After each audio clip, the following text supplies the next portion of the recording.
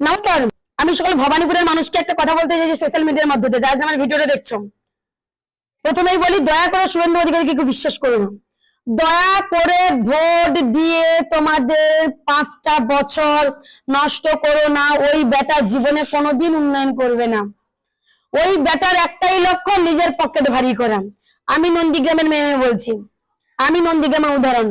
ওই বেটাকে একটা প্রশ্ন করুন তো আপনারা, যে 10টা বছর তো তুমি নন্দীগ্রামের ক্ষমতায় ছিলেন, নন্দীগ্রামের জন্য কি করেছো?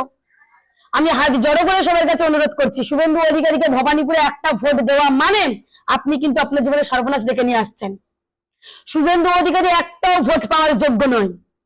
ও বেটা শুধু একটাই জানে, একটা কথা মাথায় রাখবেন, ওকে ভোট দেওয়ার আগে ওই কিন্তু সেই ব্যক্তি যে তৃণমূল ছেড়ে বিজেপিতে যাওয়ার পরে হিন্দু মুসলমানের দাঙ্গা লাগিয়েছে, কাকদ্বীপে দাঙ্গা লাগিয়েছে, মুর্শিদাবাদে দাঙ্গা লাগিয়েছে, তারপর দুর্গাপুরে দাঙ্গা লাগিয়েছে, তারপরে হিন্দু মুসলমান মন্দির মসজিদ কবরস্থান শ্মশান এইসব নিয়ে কিন্তু রাজনীতি করেছে। একটা কথা মাথায় রেখে দিও,